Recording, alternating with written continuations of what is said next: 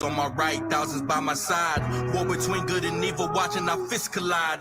Battle for our freedom now, to the streets we ride.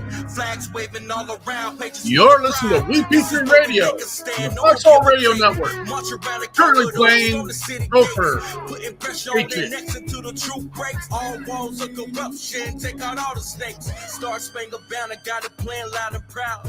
People from all walks of life filling up the crowd. Defend the Constitution, many warriors have vowed. Casting down any among us who have bucked and cowed. Enough with tyranny, we come to take our country back. For all citizens, white, red, brown, or black. Return her to a form of glory, fix their bloody crown. Left your left, left, right, your left. You got it!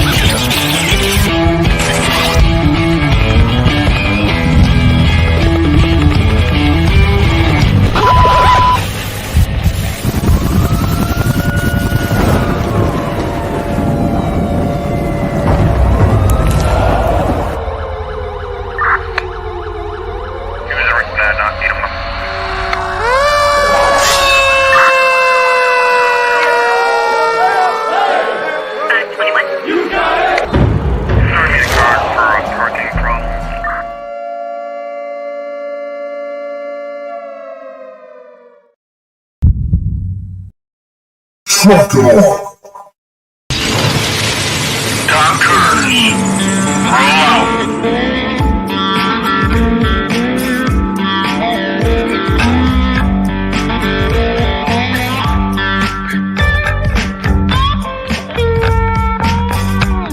You're watching or listening to We Got Your 6 at 6 Patriot Playtime. We are We the People, the People's Patriot Project.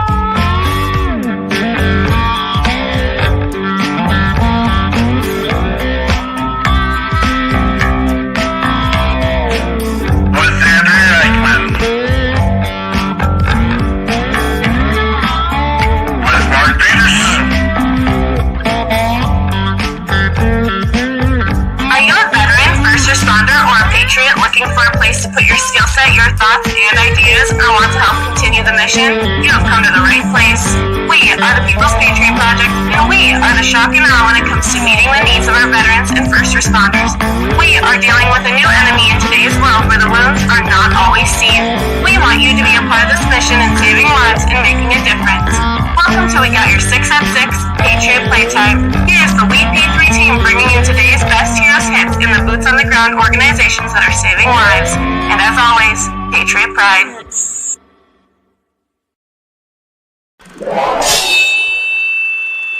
Left your left, left, right, your left. You got it!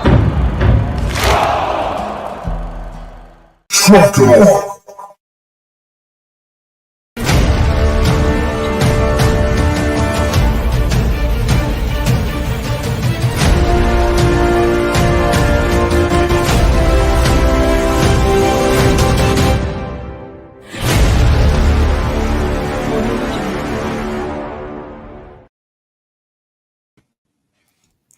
Good evening. This is Andrea Eichmann here with the People's Patriot Project, and we are here tonight bringing you our weekly show called the People's Patriot Project. We got your 6 at 6.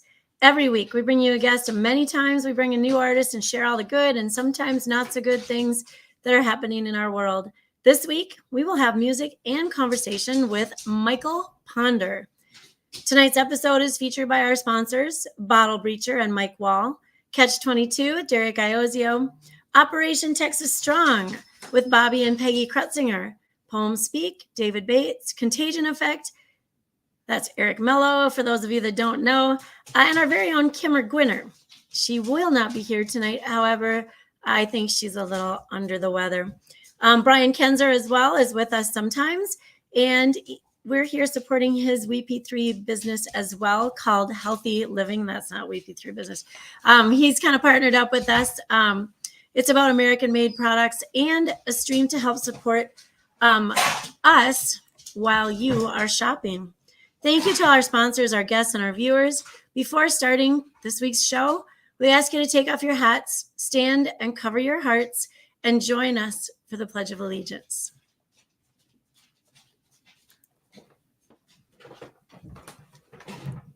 I pledge allegiance to the flag of the United States of America and to the republic for which it stands, one nation, under God, indivisible, with liberty and justice for all. Hoorah.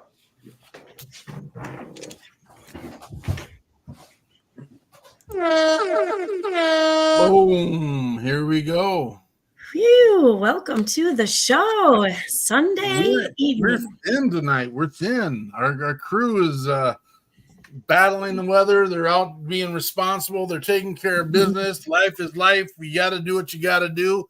And it is what it is, man. And but we get to come here every single Sunday and do We Got Your 6 at 6 Patriot. Well, it's not Patriot Playtime anymore. It used to be Patriot Playtime, but we have our amazing guest, and we can really dig into Mr. Ponder tonight and say, figure out what is really going on here, because this guy is everywhere, and there's a lot of people out there saying a lot of good things, and I think you're going to miss out if you do not get to.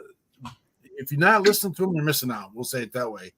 Derek, Iozio, good to see you, brother. Dylan Petrie, were you part of that cook team this weekend, brother? Let us know. Kimmer is here. Sorry you're feeling down, dear. We'll see you again. Our amazing Amanda. She's been here with us for about 3 months. Thank you for being here always. And that's the rest of the critters. Speaking of critters, I don't know what meow means, but that's fine. Yeah. That's code. That's code with Derek Iozio and Miss Kimmer, I think. Yeah, I think so. I don't know what kind of shots they're taking. I do know what kind they're not taking, but Right. Boom. That reminds me, when we first started this show back in way in 2020, we had a little shtick because it was a virtual happy hour, and we would always go around the circle, however many people were here, and we'd say, "What's in the cup?" And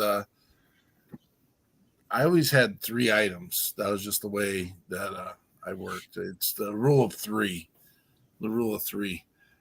Kimmer's going to fill us in on the old meow thing with Derek Iozio. Miss Eichmann, can you share with us the pieces of news for this week? I have got some good news for this week. Let me start with just a reminder, May is National Military Appreciation Month.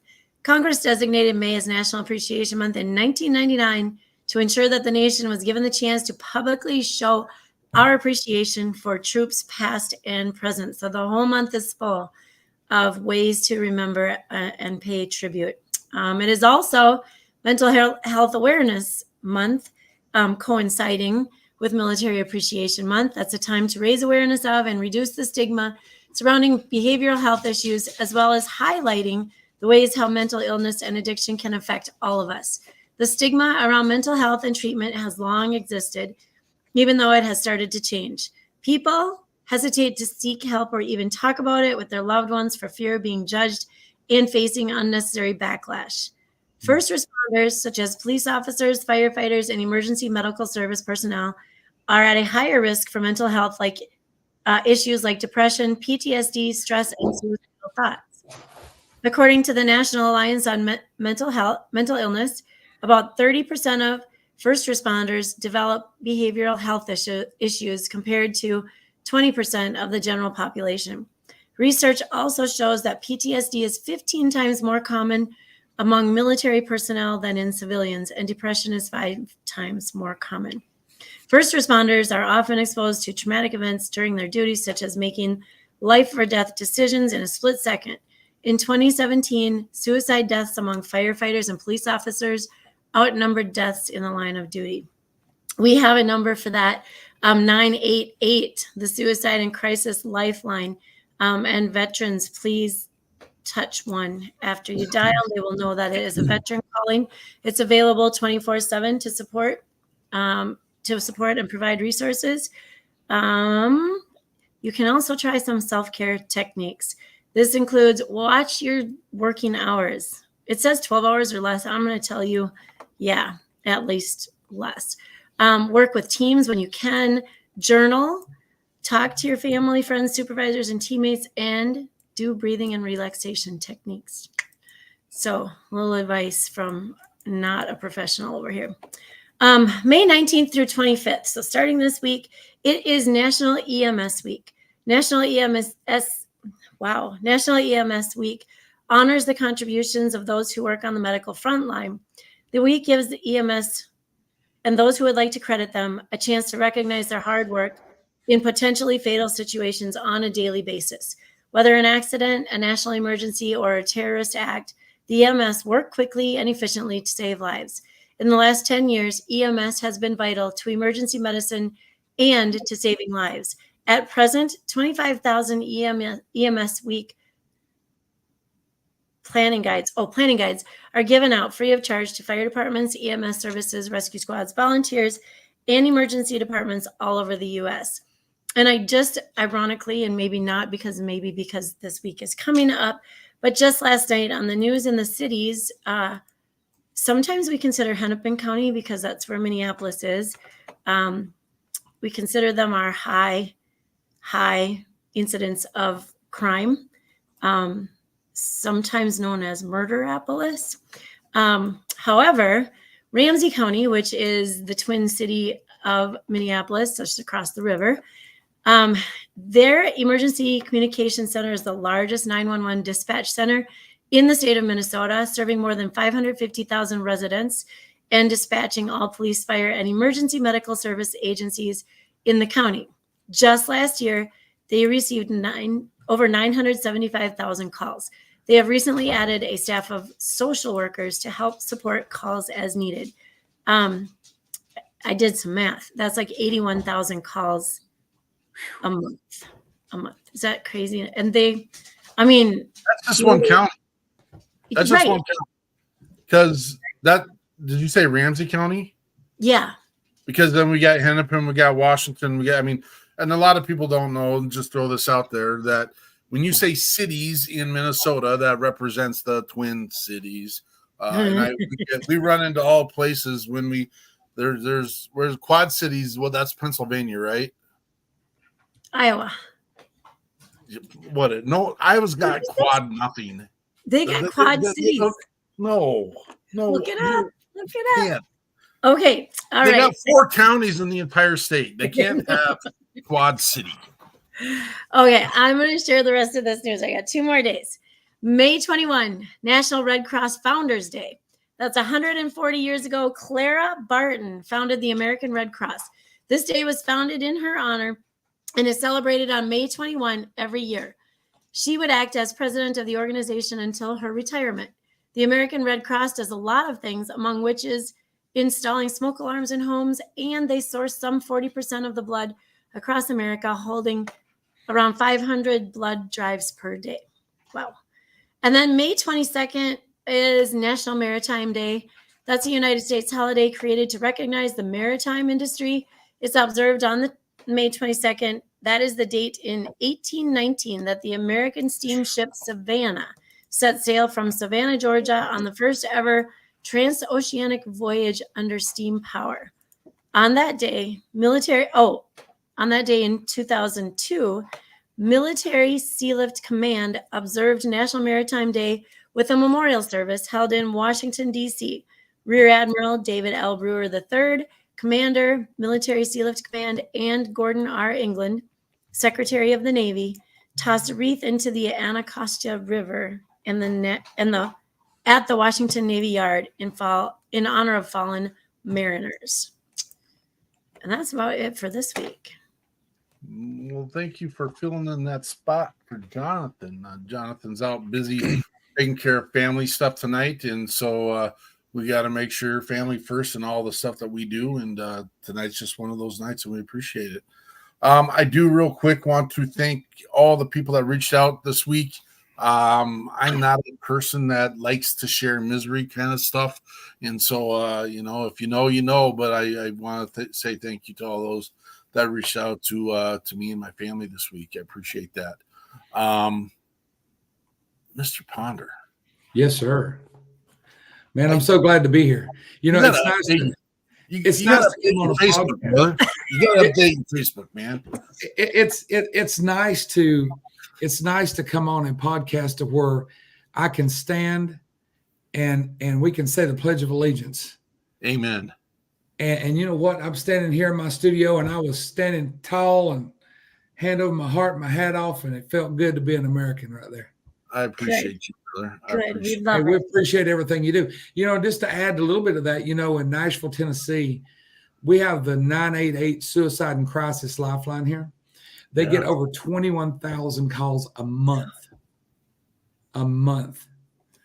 So the Tennessee Department of Mental Health is very busy. Yeah. They all are, and they're on the front lines, man. They're making. We don't know if our brothers in blue are going to make it home every day. We don't know that even our firefighters are at risk, and anyone that's serving in EMS is just. Our dispatchers get to deal with the traumas on a daily, and we just want to make sure we're raising and lifting all those brothers and sisters that are out there making our lives easier and better. Absolutely. And you know what? You didn't even have to ask them to do it. Nope. Oddly enough, every once in a while, you guys will dial in and you'll want help from them, whether you support them or not. And that is what it is. And you know what? That's another conversation for another time. But there you go. How long you been in Nashville, brother? Man, I tell you what, the last 7 months has been nuts for me. As you know, I was down in Beaufort when we first spoke. It's been a couple of months.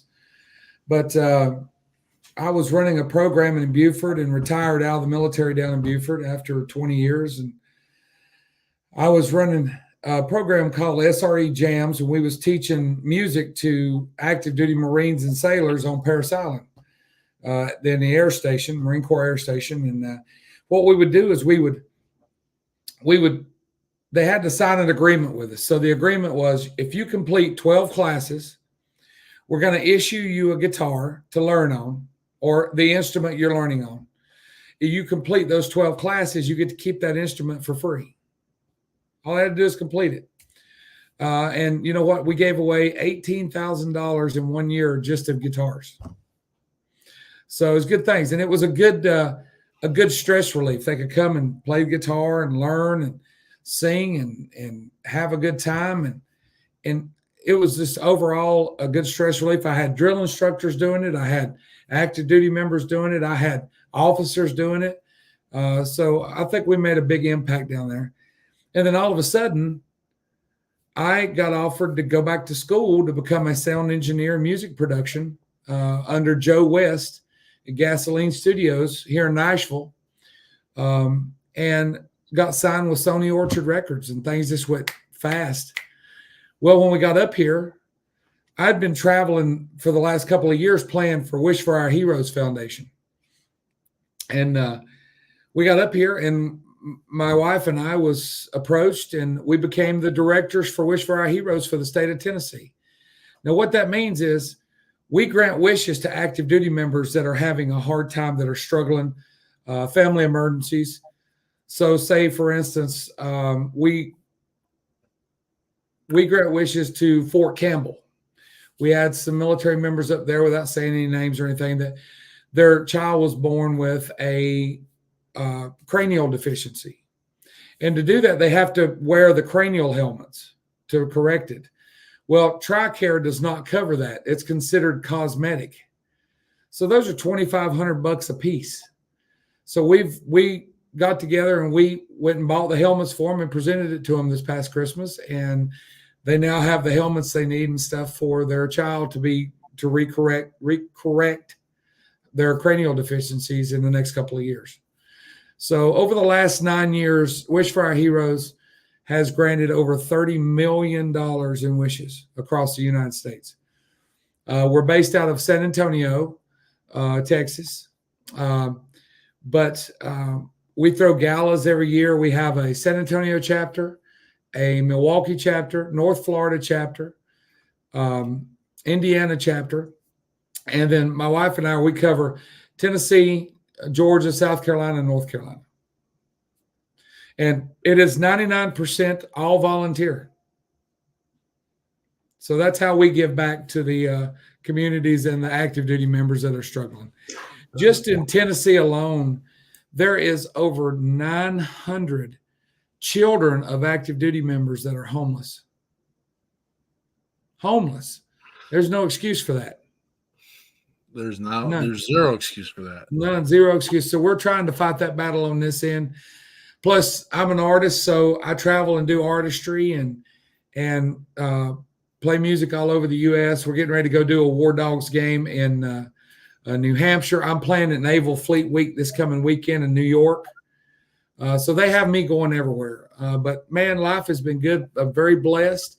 And just to get to help people and make their lives better is what we're out to do, my wife and I. And that's what we enjoy doing, and that's what we're doing. Well, first of all, I want to say I appreciate you. And you are the same form of a veteran that doesn't know when to stop. And we bring on, last week was our 200th episode. Every week we bring on a new boots on the ground organization, which thank you for doing your shout outs, because we got them up on the link right away and we've got these out there and we're going to shout them out as much as possible. And we want to make sure that we get you. Are you connected? We want to get these guys on our show as well. I mean, we want to get their message out there. Oh yeah, absolutely. You can go. You can find that at wishforourheroes.org.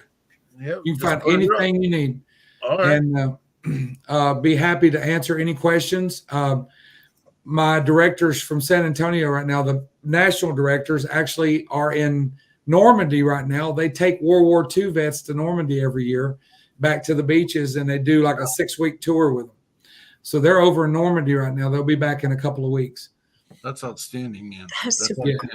So we try to do what we can, And also, and on your show, let any active duty member know if they're struggling, if their families are in need, if they're having problems. Now, not somebody that went out drunk, blew their paycheck, and they can't pay their light bill. But if they're struggling, they're in need, please lead them to us. We'll be happy to try to help where we can. Absolutely. And do what we can to give them help. And that's the biggest thing for me, is making sure that message gets out, that we're here to help them. And it's not a loan. It's not anything. We grant a wish. We validate it. We deal with their command. And it's like a breath of fresh air for somebody that's really struggling. Well, and that fits into, we call it lighten the load. We have a program through the People's Patriot Project that it says, you know what? We like to do a recalibration retreat when we do it, where we take them and their family and give them a weekend where they don't have to worry about anything reaching into their back pocket, giving them a moment. And we always ask them, what is one thing that we can do to help lighten that load? And it might be watching their kids for a week so that they can go spend some time doing what they need to do. It might be, just buying a load of groceries for them. It might be, folding their laundry. You know what? One day for me it was going and picking up the poop of a service dog that had passed away, that the service member he just couldn't get into the backyard and do it. I'm like, you know what? Be less and go pick up some dog poop, man. That's what? It's a service, and man, it might be the tiniest thing, but it might mean the world to somebody. I'm with you. Have you had a chance to connect with other veteran musicians in Nashville? I am actually a part of Operation Encore Veterans Music Project out of LA. Okay. And there's 18 of us that are traveling the U.S. and playing with Operation Encore. And I've connected with probably about 18 or 20 veteran musicians here in Nashville. And I'm also connected with creative vets here in Nashville. It's sad that I'm missing you, or we are missing you, because we end up being down in Nashville about 6 times a year for a number of things. We're with Label 22. We're working with we're trying to do our own label, but you know what? We don't want to recreate the wheel that already exists, and so we're trying to create partners and create opportunities, get you guys out there, promote your music, get you in front of people.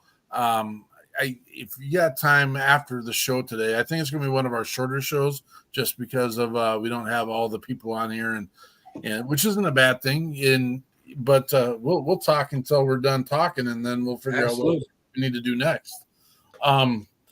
Operation you had to deal with that Wildcat Shannon book. Oh Lord, Shannon! I'm confident he is going to knock on our door at some time tonight, but. What happens when you put 2 corpsmen together? I mean, come on. He just mad because I outrank him. Yeah, there you go.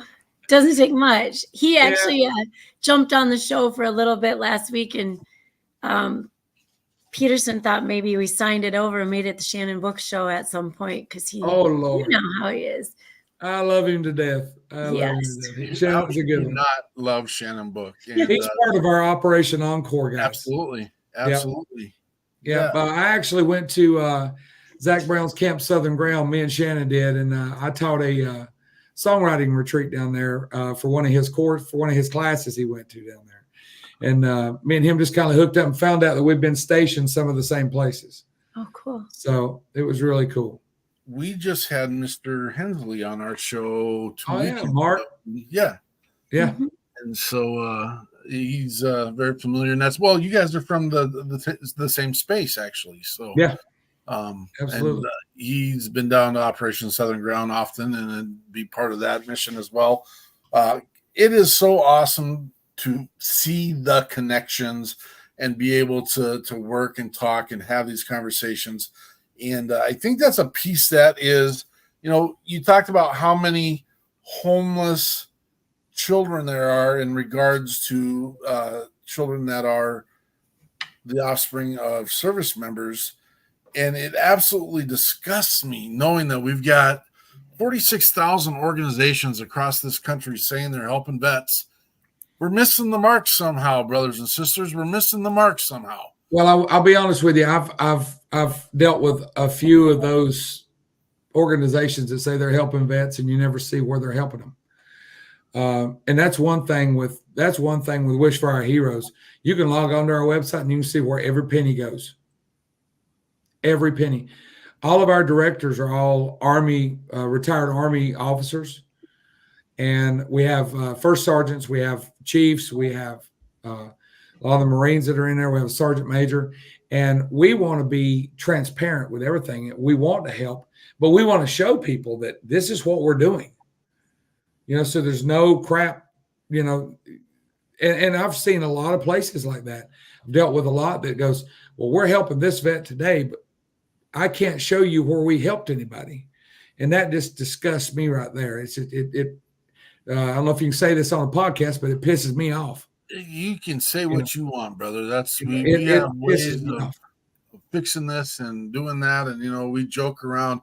We just there. I took care of it. It's all better. No one heard a thing whatsoever. I'll try to be as tactful as possible. But sometimes the old Marine comes out in me and goes, "What the hell?" I told you we hang with Shannon Book. I told you that. Well, you should know that there is no rules in this thing. And no, I appreciate your candor, and we appreciate you. I won't make an excuse for us, but I'll tell you the same thing. We've been through 4 bookkeepers in the same amount of time and in as many years, and it's just like, how do you get people that people don't like to do the work. I'm going to tell you that right now. They don't want to commit to it, or they're overcommitted. That's the other side of this. But it's they want the credit for it. Well, they do. They want the credit for it, but they don't do the work. And I get so it. we've always committed that we're going to be transparent, 100% transparent, and 100% collaborative. And that has been our mission from day one. And That's awesome. We have 100% been plagued with takers, people that like to come in and take and take and take. And it is what it is. I see Andrea take her deep breath there saying, oh my gosh, I can't believe Mark is saying these things. I'm at that place. I'm just going to, I'm at that place. Call it like it is. Call it like it is. Call it like it is. I'm going to have those personal conversations. But again, the other piece that I'm struggling with recently, and this has all of a sudden become the Mark Peterson show, is our veteran and our first responder people that want to help so much, but they're not done taking care of themselves. And that is, you have to make sure you're in that space. Now, I get it. Stuff is going to drum up. Stuff is going to come into your place. So you're going to have to deal with some stuff. You're not always going to be able to approach it, when you want to, how you want to. I totally get it. But I can't tell you how many times we're working with an organization and they're just gone all of a sudden. Yeah. And then they're telling me back, well, I'm dealing with my stuff. And I'm like, okay, that's fine and dandy, but you've already told everyone else you're going to help take care of their stuff. So I don't know. I'm just in that space. I'm willing to have this conversation with anyone. People, please reach out to us, talk to us. You have to be a steadfast, solid man and woman of granite and say what you're going to do and follow through with what you're going to do. What we got? They have no heart. Oh, my wife just handed me something and she said, you know what? It's because they have no heart. Or it's broken, a broken heart. Amen. Amen. Broken heart. And I get that. Me and her, we deal with this all the time, brother. And we feel your pain. We deal with the same stuff, and, I don't say a lot, but, I'm a disabled vet. I dealt with injuries. I dealt with multiple surgeries to be fixed. And I get up every morning and I do the best I can. I do good. I feel good. And I repeat it. And that's all I can do. And if I can get it done, I'll get it done. But if I can't, I'll say, Mark, I can't do it today, man. But just a little good communication, good honesty, and just good integrity. Good integrity means the world. Integrity. Yep, that's the $26 word for the day, integrity. Do what's right even when nobody's looking. But we also got the name of our show just now, too. I do good, I feel good, repeat it. Done. That's my motto, brother. That's what I live by. It's what I try to do. And I'm blessed to be, when my eyes open every morning, I'm blessed to be alive.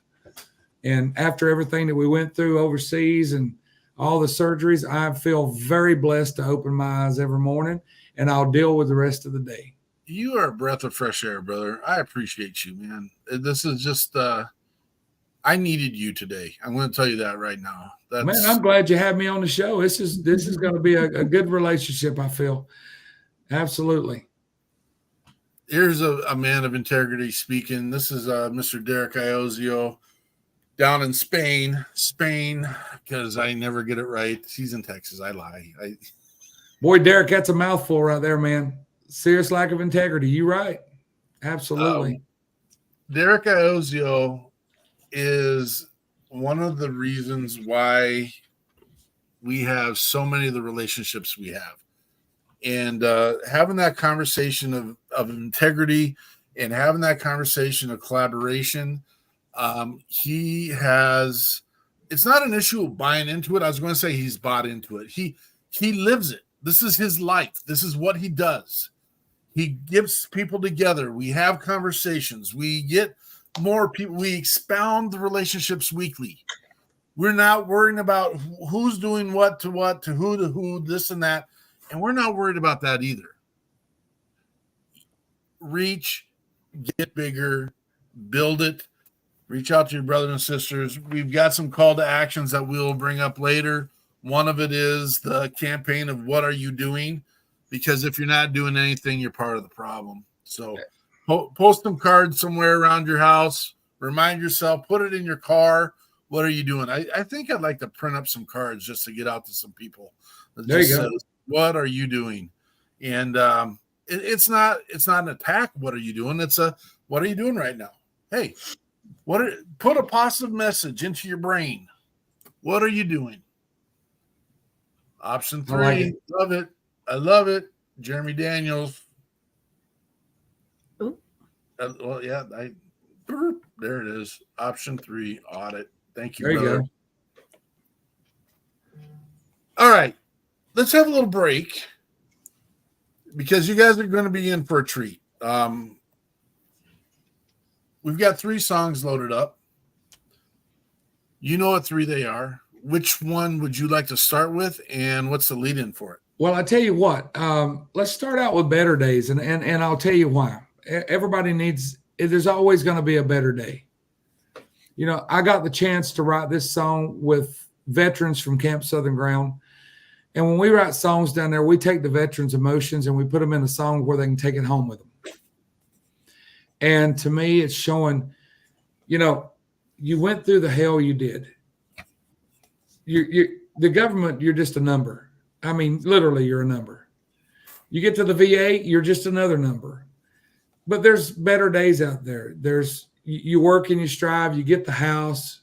You can see that retirement home. You can see that better day coming, you know.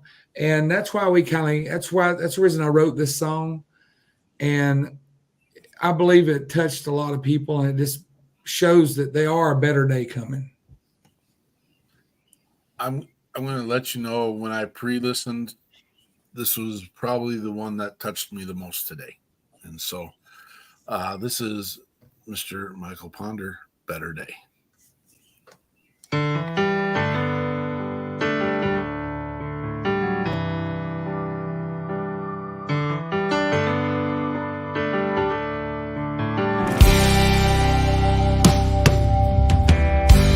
Spend my days in the bottom of a bottle,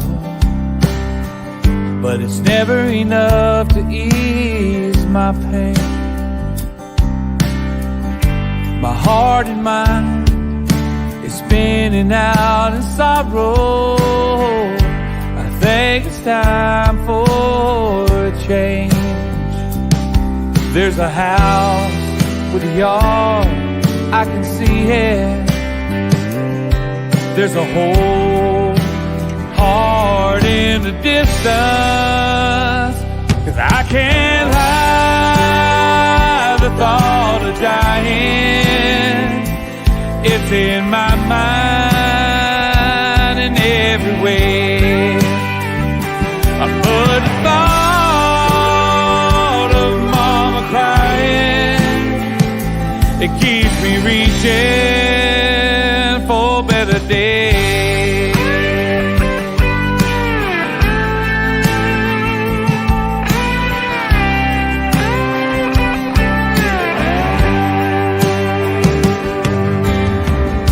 It's been 3 years, I can still feel my sorrow, and it's your love that carries me. When faith is gone, give me the strength to follow. I keep the light in front of me. There's a house with a yard, I can see it. There's a whole heart in the distance, and I can't hide the thought of dying. It's in my mind in every way. But the thought of mama crying, it keeps me reaching for better days. I can't hide the thought of dying. It's in my mind in every way. But the thought of mama crying, it keeps me reaching for better days.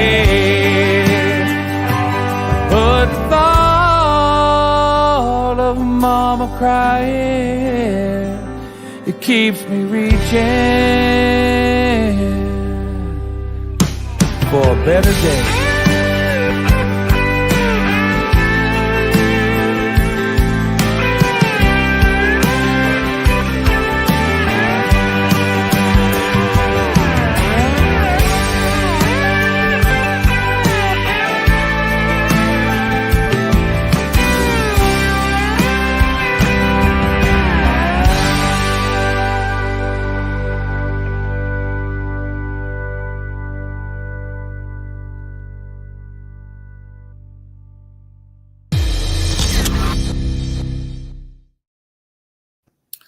That was Mike Ponder, Better Days.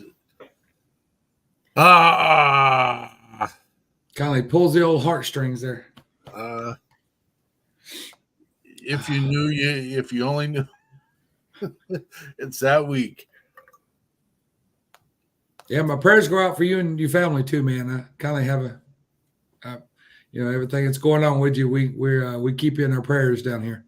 I appreciate that. That's it's I want to say it's a good week, and that's again a lot of people have been asking if I need to talk. I'm like, you know what, I'm good. There's some grandbabies and some offspring that aren't doing so good, but at the end of the day, we know where everyone's at, and we're gonna just be joyful because of that. So I appreciate that. Thank you. One day at a time, brother. One day at a time. One day at a time. Amen. Amen. I just, I'm going to struggle a little bit to where do we go next with that, given that's feeding me, that I'm sure feeding others that are listening to it. When did you start playing music? Oh, Lord. I started playing music in 1976. You remember the year? I was 3 years old. And I made my first recording standing on a stool singing Will the Circle Be Unbroken. My mother and father was the backup singers for the Kindles in the 70s. Okay. So I grew up on a tour bus, traveling all over the place, singing.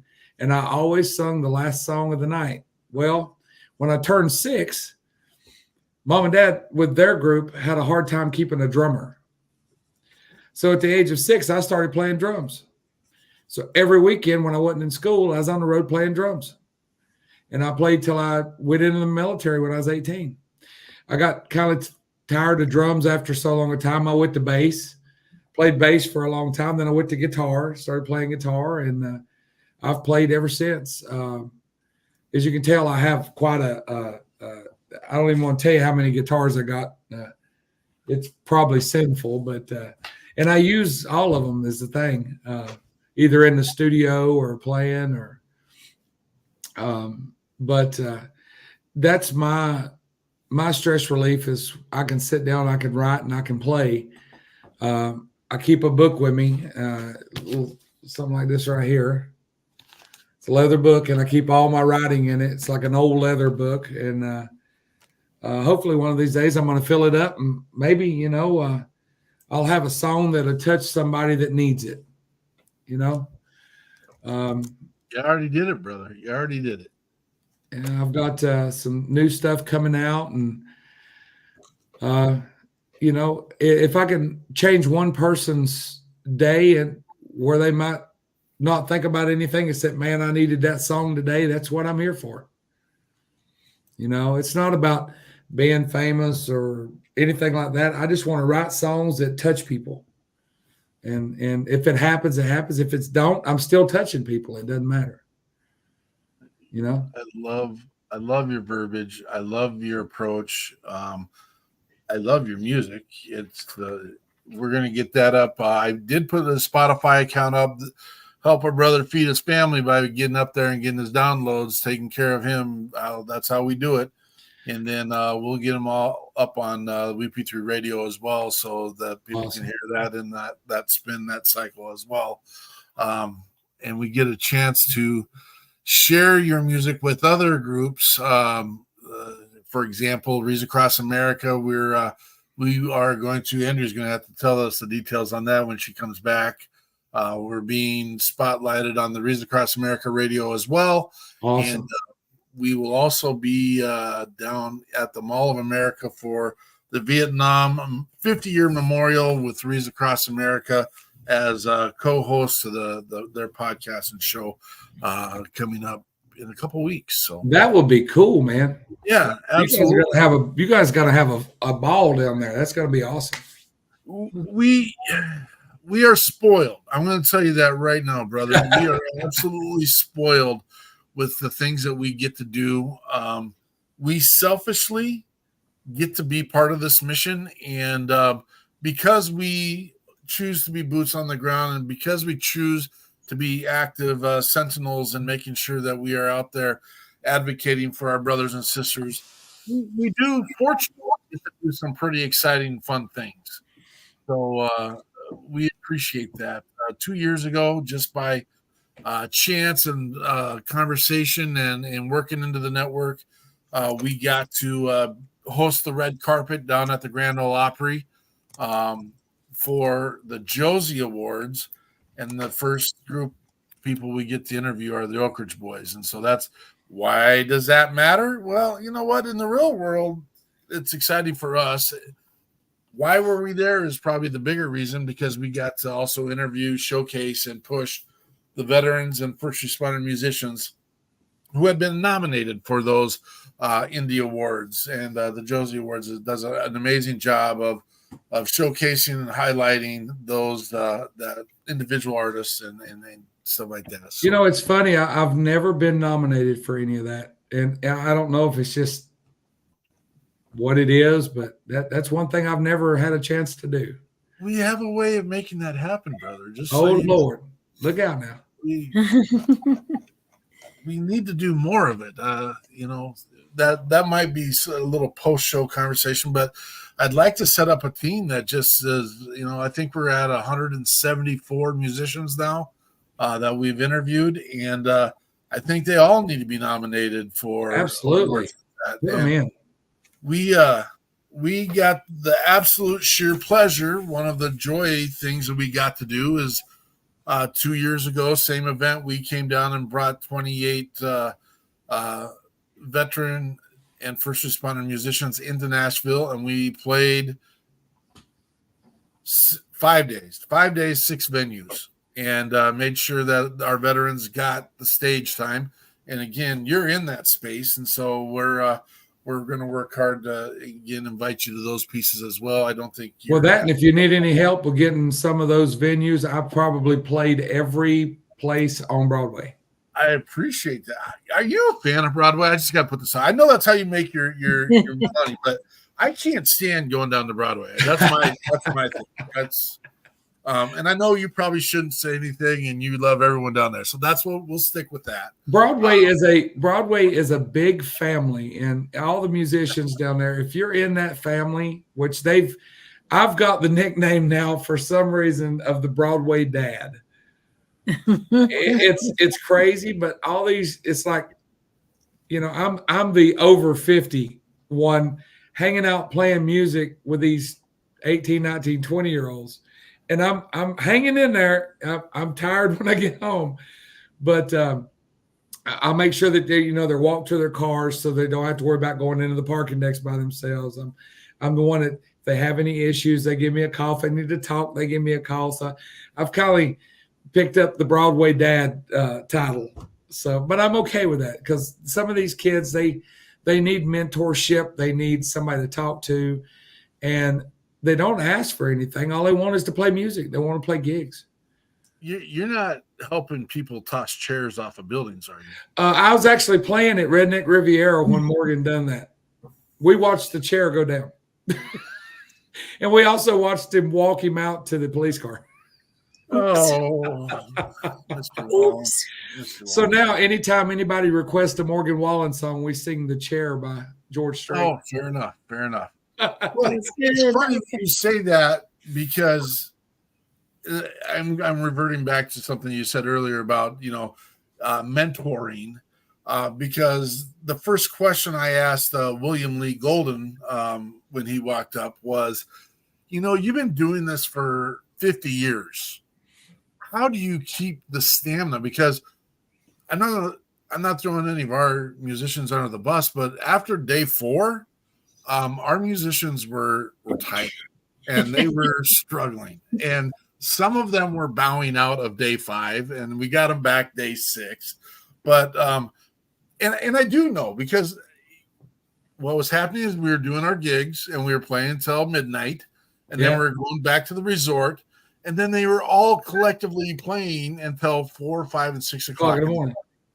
And while I'm cooking eggs for everyone in the morning, they're trying to, and they're getting their 3-hour cat nap before they're heading out the door to go do the next one. So I get it, but well, I tell you, brother, our days usually run from about 7:30 in the morning, usually when we're getting up 7:30, 8 o'clock. And the first kickoff of music starts at 10 a.m. You do 4-hour shows without any breaks. You're on stage for 4 hours. There's been days that I've done quads. I've actually played from 10 o'clock in the morning until 2:30 in the morning. You'll play one place, you'll get done, you'll pack up, you'll run, you'll go to the bathroom, you'll get back on stage, do 4 more hours. I've done several doubles already this week, which is 8 hours of music. So it's very rewarding, but it is very tiring. But unless you have the drive to come and make it in Nashville and to play Broadway, you better be ready. It's like a war zone. It's like going into a war zone, and you got to have the stamina. You got to have the abilities to talk to people. You got to have the abilities to entertain, and you've got to do that for hours at a time, not just a 2-hour show. You're doing 4-hour shows, sometimes 2 and 3 days a week, 2 and 3 times a day. That's what I'm saying. Mr. Mello, good to see you here with Contagion Effect. And you just got done gigging today, even. Yeah, I played from about 10:30 till 2 today, this morning. How many days a year do you think you're playing? On average, I'll average. Before I moved to Nashville, I was doing 280 to 300 shows a year. Now that I'm in Nashville, I would probably say 400, 450 shows a year. You know, there's only 365 days in the year, right? Yep. Just letting you know that. I do sometimes 2 and 3 shows. Last week I done 3 doubles. The week before that I done 1 triple. And it just sometimes it's 2 and 3 shows a day. You eat your spinach. Yeah. You eat your spinach. I drank plenty of water. Okay. Well, you're a blessing so we do occasionally run into the artists as, you know, I don't know why I'm not making it. I don't know why I'm not getting there. I don't know. And I can say, and not everyone is playing 400 shows a year. You got to get out there, and you got to keep putting music out, no matter if one person looks at it or if 10 people look at it. You have to keep putting music out there. You got to keep it going out there, because somebody sooner or later is going to see it. But if you put one song out there, then 3 years later you release another one, you're not reaching people. So you got to be hungry for it. And all you got to do is just get up of a morning, make your bed, and get to work. Make your bed and get to work. When you come back, you get into a freshly made bed, and you know you worked your tail off. You know, and it's rewarding. That's good. The typical lifespan. The typical lifespan of a musician in Nashville is 90 days. So the younger kids that come up, Scotty. Like Scotty. Do you know that guy? I do know that guy, man. Scotty's awesome. He's got a lot of good things going on. He's got some great things. He says they got to be good songs. And they do. They have to touch people. Yeah. He might write one of those good songs one of these days. Yeah, man. I'm totally joking. He's got plenty of good songs. It's awesome when we get these people to come in and just share, and absolutely. Man, Scotty's doing some great things. Scotty's one of our Operation Encore artists, and he got signed with the Black River Entertainment, as you know, and he's doing a lot of great things and playing a lot of shows. And Scotty can tell you, man, you just got to hit the grind. You got to hit the ground running and go. You just got to keep going. And he is definitely working it, and we appreciate him. Thank you for being here, Scotty. Scotty's a good friend. We love Scotty here in Nashville. Well, and I see him on big billboards too, I see. Oh. Yeah, he's everywhere. And Big Scotty. I was actually just sharing, somebody asked about Granite Falls. We did a motorcycle ride and a memorial out there. And because Shannon Book was coming up, he asked if we could bring Scotty as well. And so we planned a whole day and had Scotty's flight leaving late. And then Shannon ended up driving, and someone in the band had to be back by Monday. And so I got to hang out with Scotty all day. And the kid loves the aquariums. He's just showing off now. He loves the aquariums. It was like it was fun. It was fun hanging out. I hear he likes to hang out in the Gibson guitar shop too. That too. And the Mall of America, it has everything, but I don't know if we found the Gibson guitar shop. No, Gibson guitars at the mall. It was a fun day. It'll probably come now because of Scotty. Probably. He loves baseball too. He was well on his way into that world at one point, and he got the chance to sit at the home play. I don't know if people know this, but the Mall of America is built on the grounds of the old Met Stadium here in Minnesota. And so there's a place where home plate is, and then there's a chair where the farthest home run was hit. And Herman Killebrew. Yeah. So that's awesome. Good, fun stuff. Yeah, I'm getting to go up in July to New Hampshire and sing the national anthem for the War Dogs baseball game. Where's that at? Up in I can't say it. Natasha, New Hampshire. Okay. It's the War Dogs. Okay. So and all of us Operation Encore veterans gets to go all over the country with the War Dogs, and we get to see and hang out with them and sing the national anthem and just be with them for a couple of days and do like a pre-concert before the game, and it's really cool. It's absolutely a blessing when we get to watch the musicians that we interview, get to build relationships with, hopefully get to have at one of our events along the way. It's awesome watching you guys cross the country and do other amazing things. And it's I don't know, it's refreshing. It's refreshing. And it's also kind of funny sometimes when people try to explain to us who these artists are when you already know the artists, and you're like, yeah, okay, congratulations, it's awesome. Keep going, keep pushing these guys. Let's get their music out there. Let's get their. This is how we will save other veterans and first responders, on top of getting the music out. And again, absolutely, we're hosting. You're a veteran. You've already done your job. You did that, and music just happens to be another byproduct of things that you do.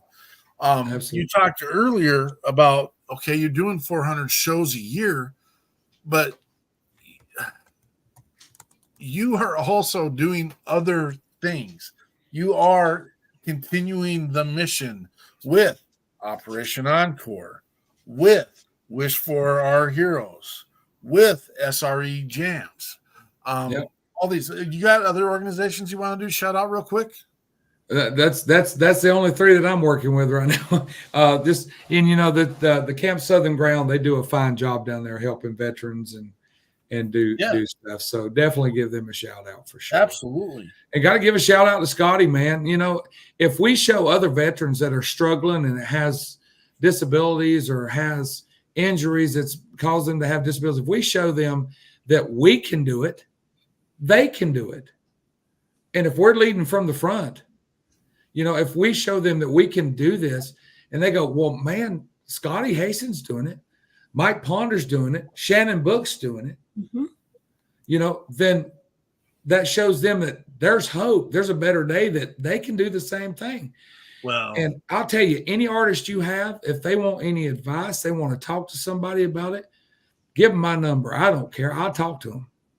You know, well, there's people That's in what that we're here space for. down there that definitely, and that's a piece that we like to get involved with, is creating the collaborations, creating the writers rounds, creating events that get other veterans and first responders. We believe that good relationships based around good food, based around good drink, based around amazing music, that heals the soul. That's the recipe Absolutely. for helping people's hearts and souls. And Absolutely. we And you know, wholeheartedly believe in this. there's another organization that we've all kind of been in with too, and I just forgot about this, and Jason's going to kill me. It's run by a bunch of Marines too. Is Hero Stock out of Nebraska. Yeah. Hero Stock's been doing. Jason and them's been doing a bang up job out there, helping vets and handling kind of the West Coast. Yeah. They're actually now starting to move into Nashville to help to do stuff down here with us. And we got a couple of things coming up that we'll be raising money for Hero Stock also. So, yeah, good Your stuff. wife's calling you out. I'm assuming this is your wife. Calling you out, Michael. That's true. She's right. She's absolutely right. She knows me well. We kind of guessed this already. I tell you what, though, she's the biggest blessing that I have, and she puts up with me being gone and playing music and everything else, and I wouldn't know what to do without her. So, that right there, and having support in the home like that is one of the biggest things that make you strive to do even better. Jeremy Daniels with our battle cry, let's grow, right, brother? Oh, yeah, absolutely. We learned that from one of our Guitars for Vets ambassadors. Actually, we met down at Hero Stock this last year, and she came on our show and was sharing a little bit about how let's get rid of the PTSD statement and let's call it post-traumatic growth. And we've been all about that from the beginning. Love the statement. Let's grow came from that statement, and it's our battle cry, man. Every day, the version of you tomorrow should be a better version of you today. And whatever we can do to help nudge that along the way, we're here to help and promote and be part of that. And we appreciate that. What do you think we should do for your next song? Since my wife's on here, let me tell you a little story. So let's do "Take Me to Tennessee," and let me tell you how that came about.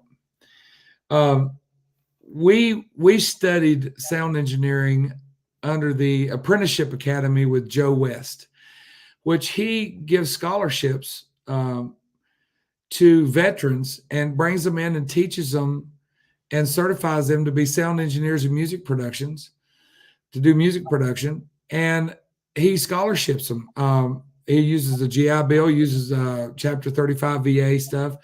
And if you can't get any of that, he also has scholarships that you can get. And we spent, months up at the West Barn, up at Gasoline Studios, learning a new skill that we could apply to the world. And we was up there with other veteran artists, with Schaefer Mueller was sitting there with us, which he's part of the Operation Encore guys.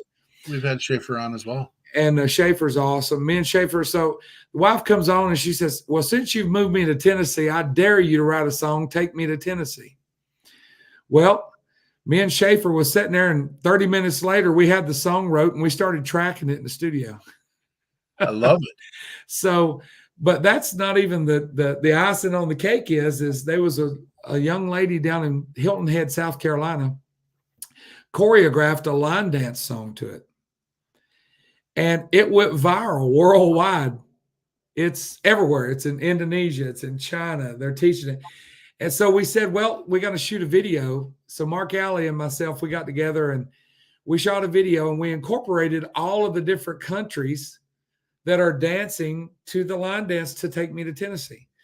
So we shot it in places in Nashville. We had, we had China, Japan, Indonesia, South Carolina, New Hampshire, Nashville, the Nashville Palace, the big line dance club down here.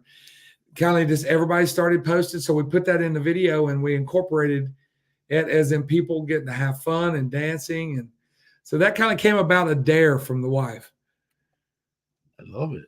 A great story, great lead in. And maybe we can get this to go viral again with the line dance for Take Me to Tennessee. This is Mike Ponder.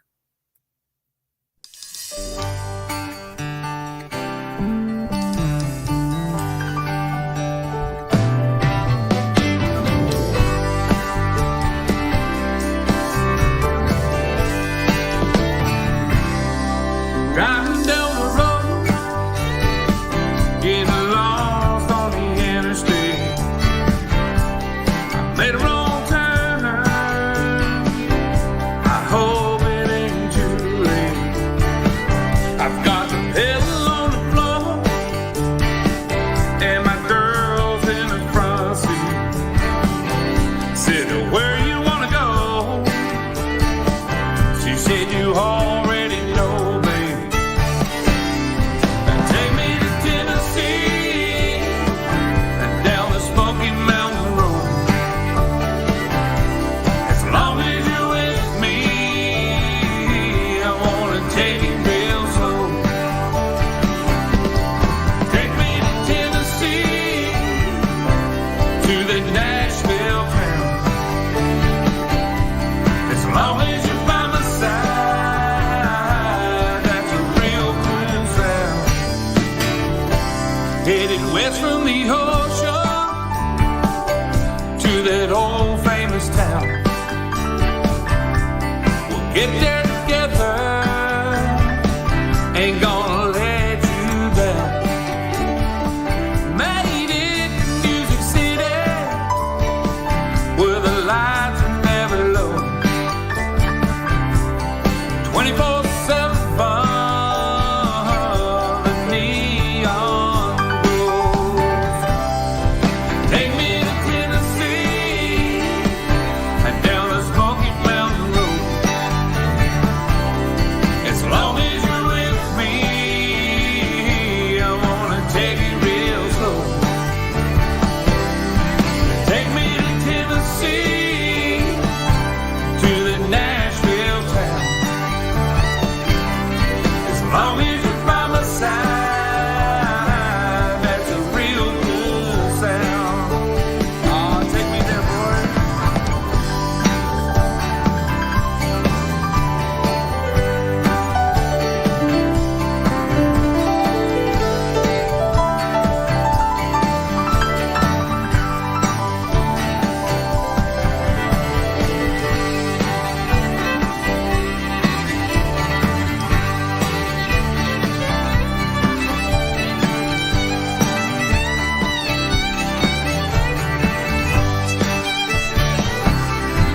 Take me to Tennessee and down the Smoky Mountain Road. As long as you're with me, wanna take it real slow. Yeah, take me to Tennessee, to the Nashville town. As long as you're by my side, that's a real cool sound. Oh.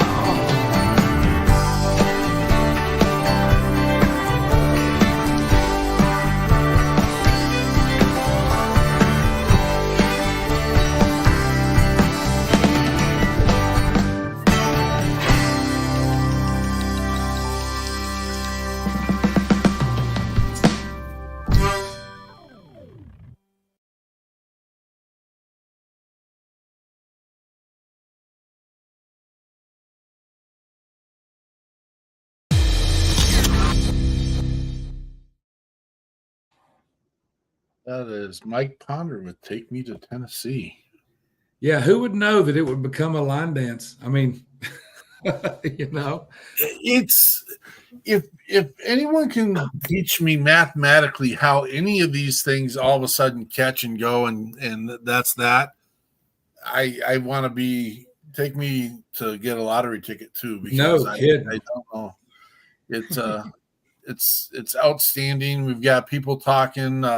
Mr. Gilmore came in. They throw their Louisiana twist on our Let's Grow, and they throw their weird talk down there. I like it. Yeah. Again, congratulations to the WeP3 Cook team down in Louisiana as well. They went and they served it up again today at the VFW. Actually, yesterday. I apologize. Then they did a really good job, and so we appreciate those guys being ambassadors of the beacon and the green, because the green will not go unseen, and we are going to make sure that everyone sees what we're doing. So I think Miss Kimmer snuck a poem in here. Do you feel bold enough to read it, Miss Eichmann, or are we gonna? Your language arts. Got to take care of our kids real quick. Sorry, it's the daycare again. Kimmer, yeah, I'm not 100% sure. I think it's done. Okay, so this is Kimmer Gwinners. I am emotionally stronger than what I was. Today, I am emotionally stronger than what I was.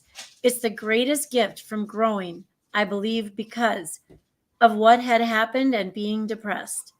Letting out emotions that I've kept compressed makes it easier to breathe and gives courage to live. These are some of the wonderful gifts. These are some of the wonderful gifts to myself I can give. It's fresh and new this early day. I'm looking forward to this, I can truly say, because with the new dawn, I get another chance, and with it, I shall. Thank you, Miss Kimmer. Thank you for sharing that with us. Another lyrical giant in the world of poetry. And again, if you haven't had the chance, I moved it. Oh, here it is. If you haven't had a chance to check out her writings, continuing on my healing avenue, she got a whole phone book of poems and life help and just stuff. She's been there. She's done that. She's been doing it with us for a while, and we appreciate it. Let's grow. My goodness. And I have this huge. So she ordered a coffee cup, People's Patriot Project coffee cup. And it came and she's like, I don't know what you drink in this. It's a tiny cup, because apparently you can do the drop down and pick some sizes. So she ordered me her cup with her 3 book covers on it. It's an amazing cup. And it's like this big. It's a mop book. Not quite. It's a big. It's for the perfect cup of coffee. So thank you, Kimmer. And it's my most favorite cup. That's awesome. The Great perfect poem too. Perfect pot coffee. There's Absolutely. You know, Mark, you was talking about the Oak Ridge Boys earlier. I got chose about a week ago to help with, there's a program up here that's through the Huckabee Show and through Wynette Turner called Music Amplifies. And they chose me to be one of their Tennessee ambassadors for their show this year. So we'll get to hang out with the Oak Ridge Boys and some of the, like John Ford Coley and some of the bigger riders in town. Yeah. Back a couple of months ago, we got to hang out with Buddy Jewell and do a show with him, and it was really cool. The chances and the opportunities to be with people that have moved the world of music in that space, I'm just always blown away. And me and Andrea, when we were working towards what we call Pop Smoke Entertainment, was summoned by Buddy. Why am I missing his name? Oh, Buddy Hyatt. the Buddy Robert team. Oh, Buddy Hyatt. Buddy Hyatt, yeah. With and then he brought us down to be in Hilltop Studios, and we watched him cut some songs for the day. Greg Collins that owns Hilltop's a good friend of mine. I was just there the other day. What a blessing that was, and an experience again. Why do you get to do that? Why do you care to do that? Why do you? It's helping us get to that next space that is going to reach out to those that need to hear it the most. And so that's what I'm starting to do. Is I'm starting to do EPs and try to help vets get their songs laid. So I have studio space to do that with. We can bring them down here and record them, and and get them an album out there, and that helps them a lot without having to break the bank. I mean, there's still a little bit of a charge, but it's not like if you was to come to Nashville and go, okay, well, I'm going to walk into Hilltop Studios, it's a huge amount. So we try to set it up to where it's not that huge amount, but they can still get a top quality recordings and stuff. We get about a 75% discount. And that's about where. That's great. Yeah. And we're not done with it. We just need to. I got some MOUs out there with some people that we need to make sure we're all in the same space. But we're not going to give the gifts away as much as we've done in the past. And I understand. Validate. Believe it's true, but validate. Yeah. And I'm confident we're working with some of the people you're working with, and vice versa. And you mentioned Jason Steiner and the network that's created in itself, and just excited for what those guys are doing. And Scotty Hastings is part of that package as well. Yep. I threw an S on there, and I apologize, Scotty. Please understand the reason why I throw an S on it is because Andrea lives in Hastings, Minnesota. Hastings, Minnesota. Yeah, I'm actually playing when Hero Stock comes to Nashville to do their little thing over here in Lebanon. I'm one of the artists. I volunteered to help them out with that and do a bunch of stuff over there. So it'll be a lot of fun. You notice that we're networking with the same people. That's because we are the people that are getting stuff done. Yeah, agreed. 100%. What is next for Mike Ponder? Well, next for Mike Ponder is moving on with the studio career, tracking, promoting. I promoted 2 songs Thursday for a young lady out of South Carolina. And just trying to get my new songs out there, trying to get them out to where people can hear them. And, I'm just going to keep grinding, man. I'm just going to keep grinding. And we're still doing a lot of the Wish for Our Heroes stuff. And it's just, whatever happens, God's got a plan for me, And I'm not going to tell him what he's got planned for me. I'm just going to go with it. That's tough to go with sometimes, brother. And whether it's good or bad or whatever it is, we're going to get up and try to do our best every day and just try to keep moving forward. And, this, like you said, let's grow. Let's grow. So I think that's a good place or a good time, just in the kind of a quick segue. We talked about pasting or posting post-it cards in your space as part of the call to action. One of those is, what are you doing? Again, I think we're gonna design some, Andrew. We can get them designed, and people can just go print them off, and then make it simple for people. Get yourself to do something. The other part is let's grow, and under the let's grow, it's going to say make the version of you tomorrow better than the version today. And you know what? Maybe that is one less cocktail today. Maybe that is eating one more carrot today than you did yesterday. Maybe that is not doing that Facebook post and conversation that isn't edifying and building someone up. It's tearing it up. There's some crazy stuff out there right now. I'm struggling. I'm not gonna lie.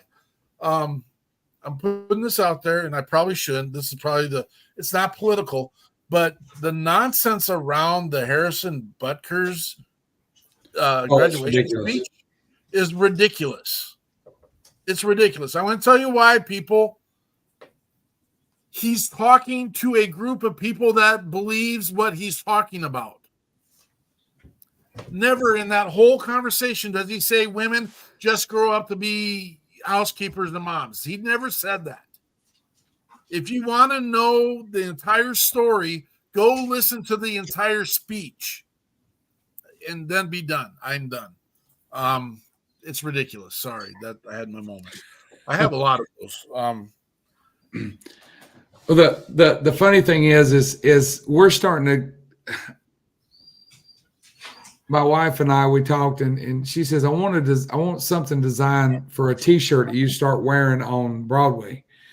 And I'm going to show you a quick picture of this. I don't know if you can see it. Yeah. But it says ponder this, and it has a light bulb. And me being Mike Ponder, it's going to cover Ponder, but it's going to be like, think about it. Think about what you're doing. Think about what you're doing. And I'm going to start wearing that. And when people go, well, what are you doing today? Well, I'm going to think about it. And you know what? I'm going to do good, and I'm going to feel good, and I'm going to repeat it. I like that. So that's kind of what we're going to do. I tell you what, once we get the shirts made up, you let me know, and I'm going to make sure you two get one. That would be amazing. Yeah, heck yes. It's funny thing. So many people say it. Well, let's sit down at the table and talk about it. But all they want to do is talk. There's no like, I'm just a listener then. If you're just going to talk, what about you listening to me for a minute? That's absolutely. Here is my promise. I will sit and listen to you. I will sit and listen to you. It doesn't mean I'm going to agree with you, but I will listen. I'll take in consideration even. But I will not tear you down for your thoughts and your beliefs. Here's a great, and I'm going to preview a conversation we had just not too long ago. We had Avi Tannenbaum on our show. Avi Tannenbaum is a first responder in Israel. He's a Jew. He's a Jew from Colorado, has lived in Israel the majority of his life, but was born in Colorado, is now a first responder. Before this all started, his primary work partner was a Muslim. And Tavi can come on and have a conversation with us who are Christian and Christian Catholic. Doesn't matter. And there's no hate in the conversation. There's no, this is what I believe, and we can serve humanity together. Yes, that's the right answer. Together we can. And unfortunately, his Muslim partner, his father said that he can no longer work for him. But and again, I was like, that's one of the saddest days of my life because I didn't see it as an issue. It wasn't an issue for me. It is what it is. And so, and that thing's a mess over there, depending upon what side of you want to listen to and all. Bottom line is people are hurting. Oh, yeah. We got to figure out a way to stop people from hurting. And that's the fix. That's the fix. And the thing nowadays to add on to you, Mark, is people's feelings is their feelings. We should validate that. You know, people's feelings needs to be validated. 100%. It's hard to have any debates anymore without stepping on somebody's feelings. At the end of the day, man, you can still be friends because we just don't disagree. Don't mean that we're gonna lose a friendship over it. It's just grow up, you know, listen to people's feelings. And to me, it's like sometimes I will be the first one to jump to a conclusion, but then I'll sit and I'll think a minute and I'll go, maybe I should have said that different, or maybe I should have maybe rephrased that, or maybe I should have said, you know, maybe I didn't hear what you was saying clearly. Maybe I should have asked for you to clarify that for me, you know. 100%. But I still am one that will validate your feelings because they're your feelings. You own them. Those are real, aren't they? Regardless of the perspective, regardless of the, you know, the upbringing, the knowledge, the whole pieces that instill, those are real. And it's all right for people to feel those. Now, if they don't have the full story, if they don't have it's not the full perspective, but maybe they don't have the knowledge set in the base. And again, I'm not necessarily the one that wants to teach. Someone said today, and this, I don't know if you know this, Mike, but both Andrea and myself are school teachers on top of everything else that we do. But someone said today, and I went after them pretty quick, and they said, you know what, we'll never be able to do teach morals and values and ethics if our schools aren't teaching morals, values, and ethics. And I went and I said, this statement is about 1,000% wrong in the fact that morals, values, and ethics on top of the education actually should come from the home. That's my opinion, but it should come from the home. And you teach your kid to have the strength to deal with adversity in the school, deal with adversity in life, deal with adversity in other spaces. and let them decide. And again, that's off the subject, on the subject, but brother, I don't know how y'all do it teaching nowadays. I don't get it. It's almost like common sense is a secondary thing that nobody worries about anymore. Let's teach our kids to read and write. You know how many kids out there can't still write or read? Let's look at taking care of that and simplify things. And I agree with you totally. If I'd have got out of line growing up, my mother would have ripped my ears off. Yeah. Well, the narrative that I deal with, and I get frustrated. And I'm of course I'm the teacher, so I don't get to have the say. But when I was growing up, if I went home and said, "Hey, I got in trouble at school today," which I never went home and said that, because the first thing out of my parents' mouth is, "Oh yeah, what'd you do?" And that was, in today's world, a child will go home and say, "Hey, I got in trouble at school today." "Oh yeah, what did the teacher do?" And that's the difference between then and now. And it's not everyone, so don't come beat me up, everyone. There are some people that have instilled that in their child's lives as well. But if my kids ever came home and said, "Hey, I got in trouble at school today," I'd be having them by the ear, and we'd be going in and saying, "How do we fix this? What did he do wrong?" And you know what? Even if it was leaning towards the teacher side, I would still do a life lesson with my child, saying, "Hey, this is how you get around this, how you navigate this. You were in the wrong. Let's figure it out." So, good answer. I like that. I don't know. I just heard in a song today or yesterday, it probably was a Morgan Wallen song, might not have been, but I swear it was every other song. His music came on. But anyway, one line in it said, and I don't remember exactly, so I'm not quoting, but something about quitting that team now and you'll always be a quitter or something. And oh my gosh, like kids don't do homework. Kids go in and out of sports, out of choir, whatever. And what a lesson. And I don't know, are we doing a disservice I don't like the coach, so I'm going to quit the sport. I don't like the practice. I'm just going to show up for the games. Like, when did this start and be okay and be supported? I don't understand, but it's good that it's in the country song. I think that started when everybody started getting a trophy. Yeah.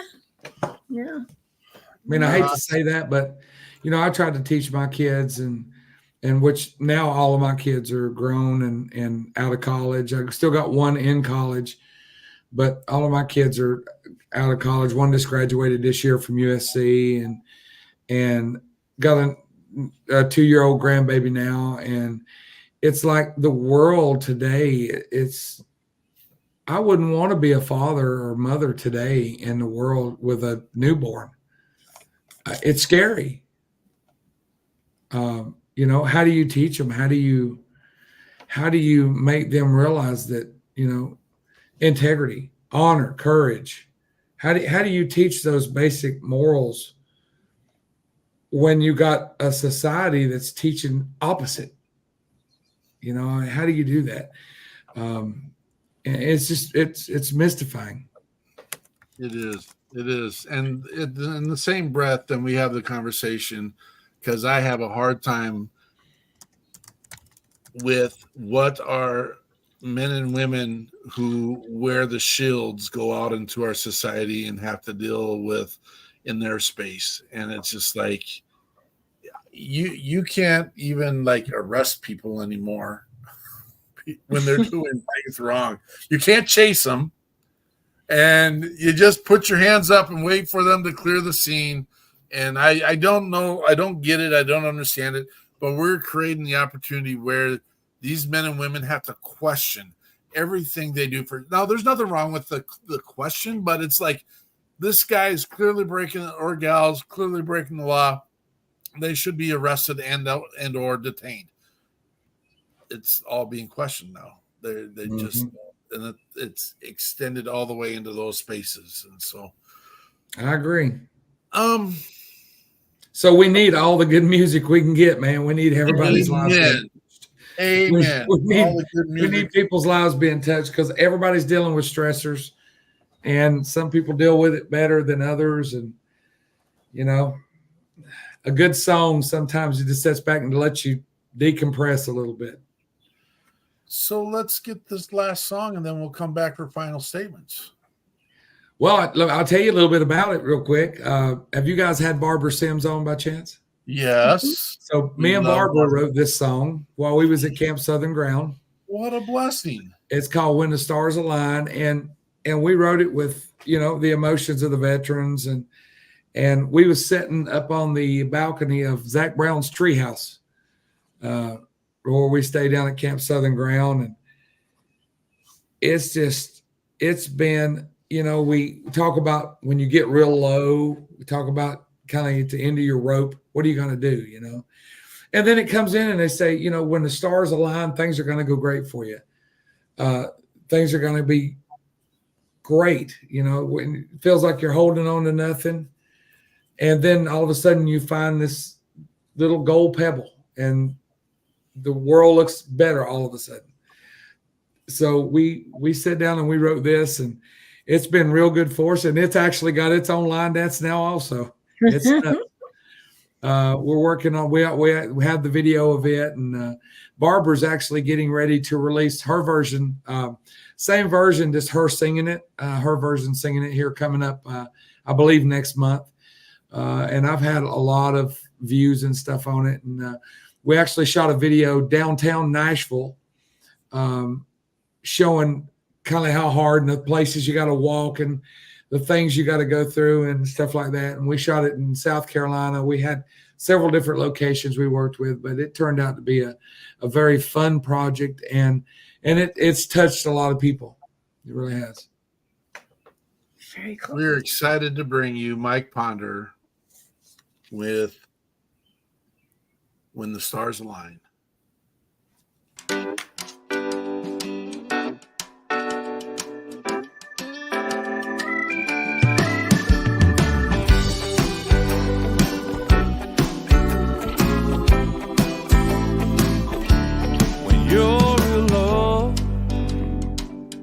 At the end of your road, and you know that road you're walking ain't leading you home. You're so close, you give it up hope. A miracle happens and awakens your soul. When the stars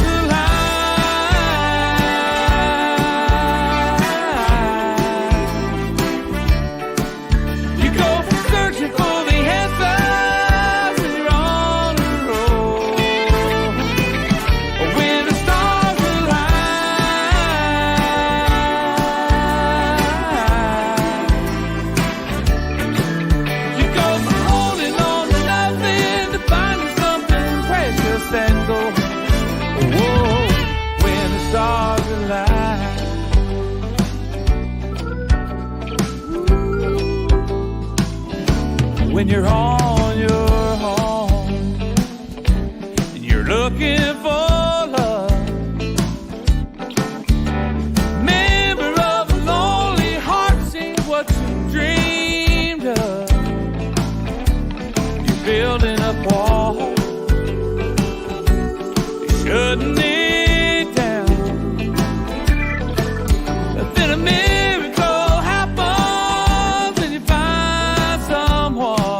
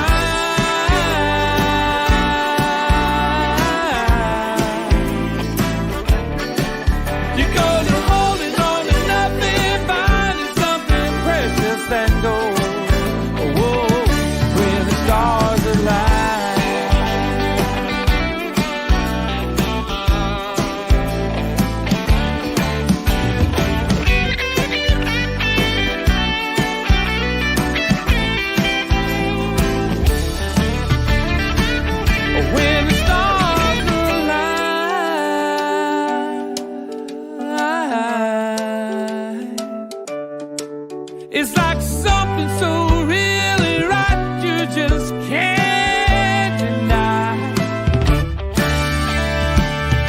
When the stars align,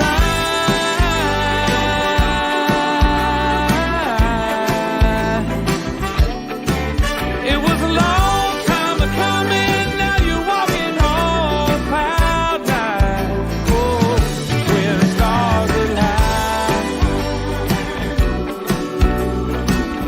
Yeah, when the stars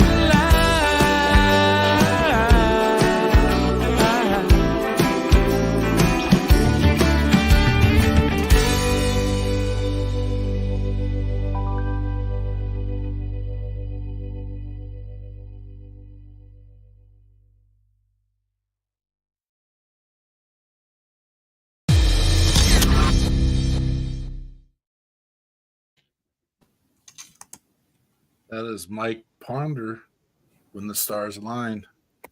Make sure you get out there. I'm going to throw up his Spotify account one more time. Make sure you get out there and share the love.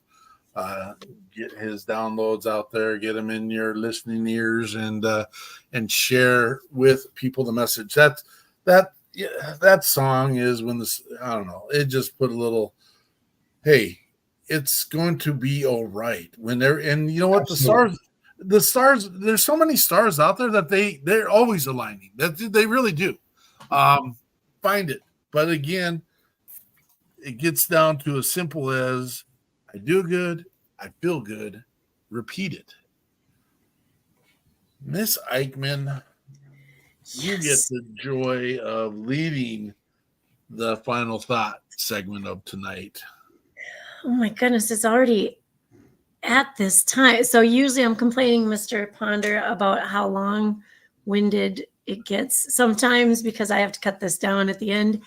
But it flew by tonight. Oh my goodness. Well, I want to thank everyone who showed up in the comments. That was awesome. And I don't know if I listened to When the Stars Align. I already loved your music, but I don't know.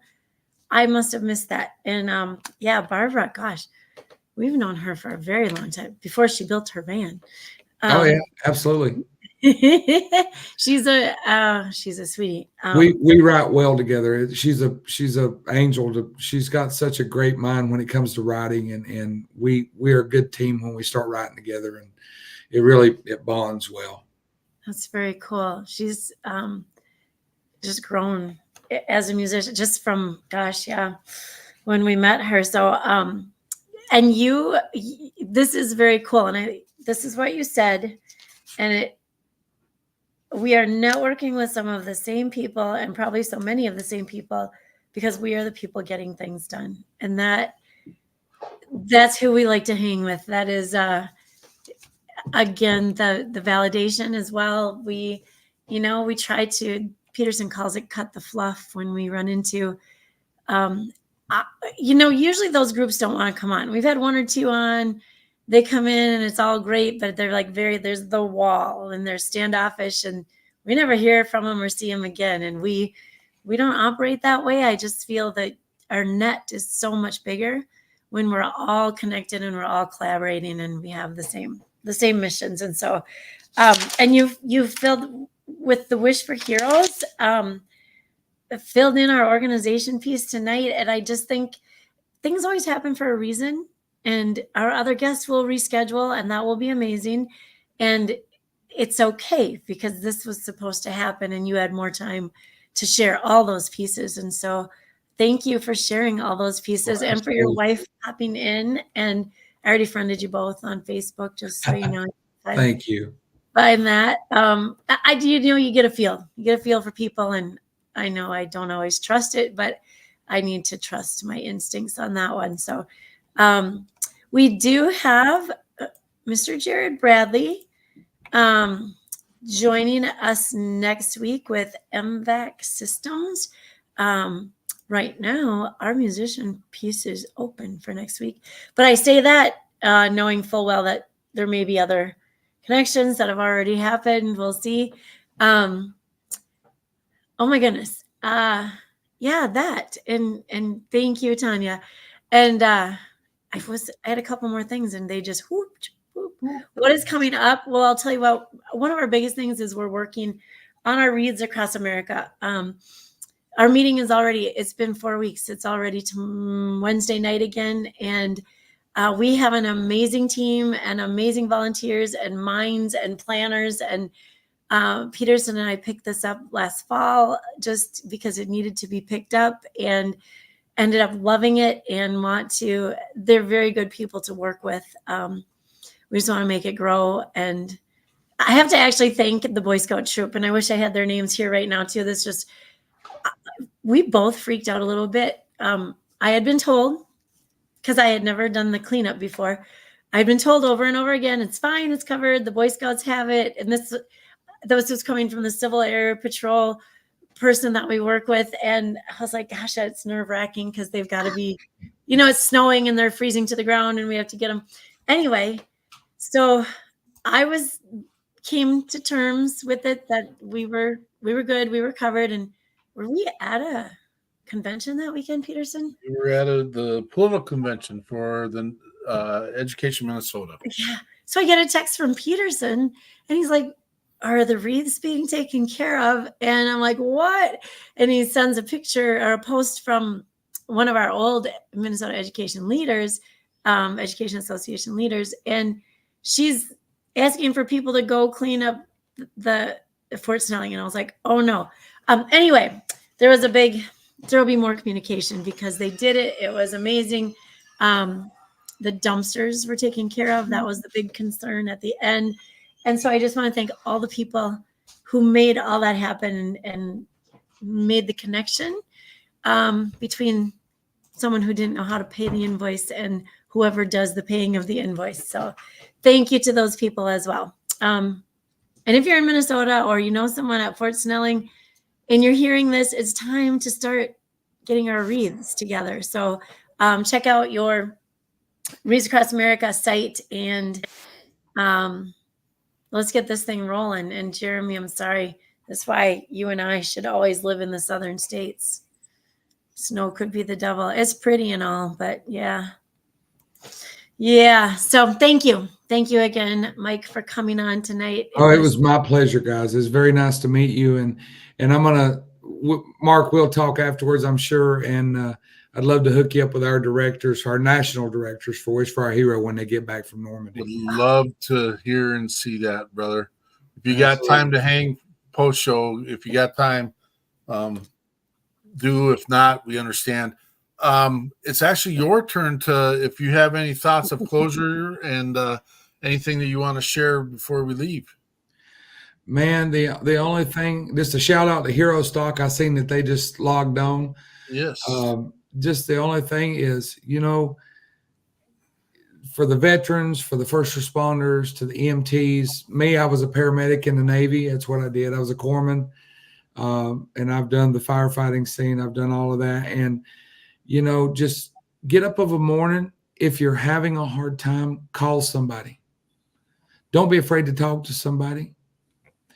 If you are struggling, reach out to somebody. Don't be afraid to do that.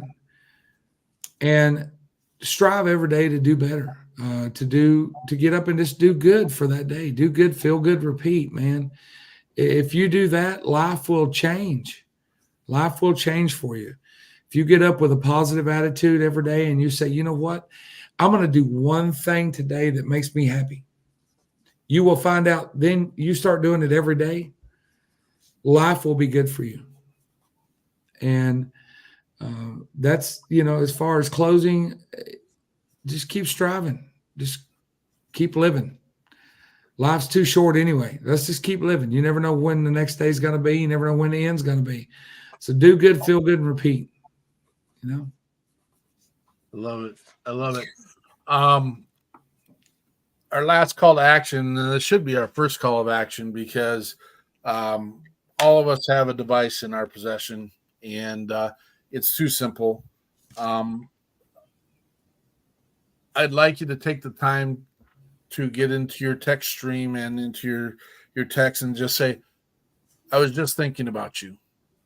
And then copy that. And then I'd like you to send it to 6 people in your contact list. can be someone, it can be a family member. So, yes, we are mission forward. We are about veterans and first responders. But we live in a time and age where no regrets or no regrets. You may not have that chance to say goodbye or I love you or I care tomorrow. It's the truth. You never know when someone's going to take their final breath. You're going to do this to 6 people in your life and just say, hey, just thinking about you, wondering what you're up to. Sorry, not sorry. If it stirs a conversation, amazing. If it doesn't, you've done your job. Think about how simple this would be to do it every day of your life. Just 6 people. I jokingly say most of us sit on the toilet long enough in the morning that you could punch these out pretty regularly and pretty easy. It doesn't take long. Of course, also depends on what time of day you're going to work because not everyone's going to want to get that at the 4:30 mark. But, I mean, it is what it is. I do want to challenge you to pick one person that you may have broken that relationship somehow at some point or sometime. It's the hard one. Now, I'm not talking ex-boyfriend and ex-girlfriend or ex-wife. I'm just talking about that person that, maybe I didn't quite get it right and I missed them in my life. Send that one. That'll show who's got the integrity. And bottom line is, they don't get back to you. You've taken the high road regardless, and said, "Hey, I was just thinking about you. Let's fix this thing." Thank you, Mr. Ponder, for coming on tonight. Thank you, Ms. Eichmann, for all the hard work you do with the People's Patriot Project and in the school setting. Thank you to all those people that came on and were part of the show tonight through comments and sharing, liking. We know, and we forgot to put this out there, Ms. Eichmann, we know why we get to do this. That's our pledge. This is our statement. We know why we get to do this. We get to do this because the men and women who have sacrificed so many parts of their life to give us the opportunity to speak the words that we're speaking now, for us to drink what crappuccino we get in the morning, and or whatever music you want to listen to. I hope it's our music. I hope it's Mr. Ponder's music. But it is because of the men and women who have fought on the front lines, who stand in our streets so no one's kicking in our back doors. Thank you to the men and women who have served us. Come check us out tomorrow at 4:30. You get to hear about the mission of the People's Patriot Project and what we're doing, where we're going, how we're getting it done. And then we will see you next Sunday at 1800 Central Standard Time. We are blessed by all of you. Thank you for all you do. Patriot Pride.